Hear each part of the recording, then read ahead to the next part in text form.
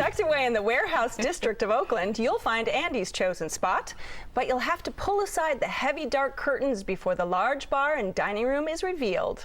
A place to relax with a drink or three, paired with savory plates. You'll find it on Webster at 25th in Oakland, and it's called Moi.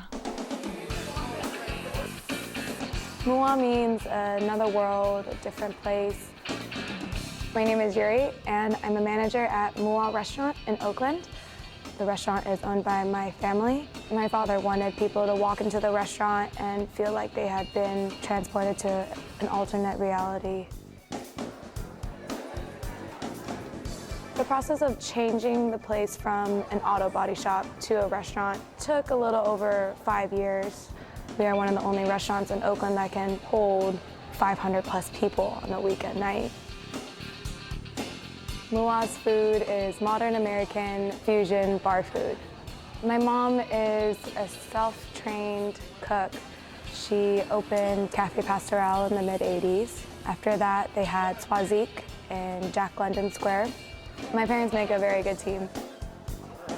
John's been here for a long time. He's definitely helped my parents keep this place alive and going.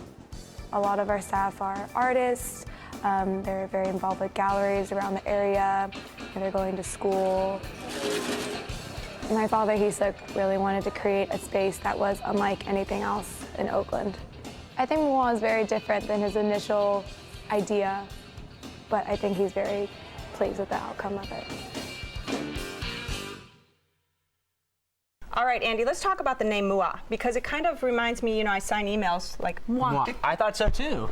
My first time there, I definitely thought Moi was a play on a kiss. Right. And I did ask, well, what does it mean? And it does mean you have arrived. Now, not in the traditional sense as, hey, I just showed up, but in the sense that I have come here to enjoy food, or I've arrived. Right, and it's a Korean word. Yes, it is. Okay.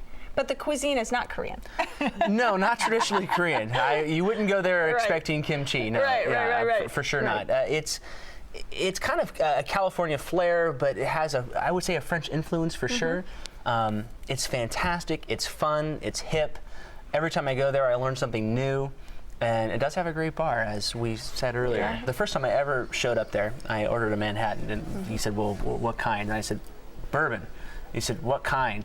And I said, I get it. So he took me on a journey of what I kind of like, the flavor profiles I liked, and he brought me this Manhattan, the best I ever had. Yeah. So these guys aren't just bartenders back there. They're actually craftsmen. Mixologists. Exactly. They'll take into account what you prefer and bring you what you want. It's funny you mention that, because he asked me what kind of gin. I said Bombay, and they're like, what kind? And then my friend who's a bartender is like, just get the Sapphire. Yeah. I'm like, I didn't know there was another kind of Bombay. Yeah. What is the other one? What's the Just other? Bombay regular. But this is true, because this place apparently started out as a bar and then just expanded. In fact, when you walk in, after you pass by the heavy curtain or drape, you walk down a long hallway, which is a bar, before you get to the actual restaurant. And it was amazing. I would agree with you. So for sure. what do you get when you go there? It definitely has a great tapas menu, so I do try to stick to the tapas part of the menu and get a bunch of different small plates. I get some of the stranger things. I love the lamb cheeks. They're so fantastic. They're braised. They fall apart. They literally melt in your mouth in every sense of the word. I also get the bone marrow. I haven't. You're making her cry. I apologize. Poor thing. Remember, I am a carnivore. I am a carnivore. I know, but I remember those, and I love those. So I should try it anyway. Why are the cute animals so tasty? Why? I don't know. I don't know. But the bone marrow spread over just a crisp crostini and just the right amount of herbs and butter. It's so good. The crispy of the bread with the luxuriousness of the marrow just marries so well together. The fried calamari, amazing. What they also do is fry little slivers of both red and green hot peppers, but they're so tiny that when you take them with the calamari, it bursts with flavor. It's amazing, and the calamari is perfect. They are really the best calamari I've had. Wow. I Good was stuff. so impressed. So you're not just a vegetarian, you're a flexitarian, right? You eat a few things every once in a Yeah, while. I'm inclined to seafood periodically, you know. Good for you. Yeah. Stretch yourself out. Yeah, exactly. And I had the blackened catfish. Very good. I hadn't had anything blackened, and it didn't have, like, I anticipated a sort of charcoaly thing going on. It wasn't. It was beautiful. It was flaky. It was moist. It was tender. The place is magical. The place is magical. It's Did you find magic magical. there? I loved it.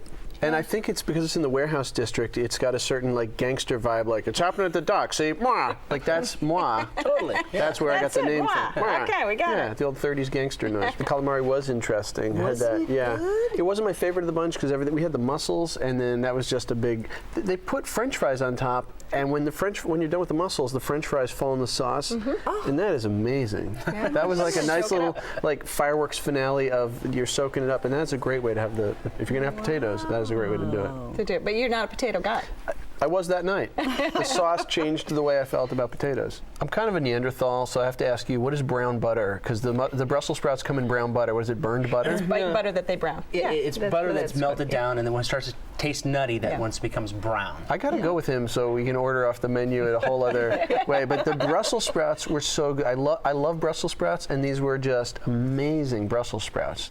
Definitely going back, and thank you formally. Thank you very much Yes. for the suggestion. You're welcome. See, when we went, they had a DJ and a big party going on.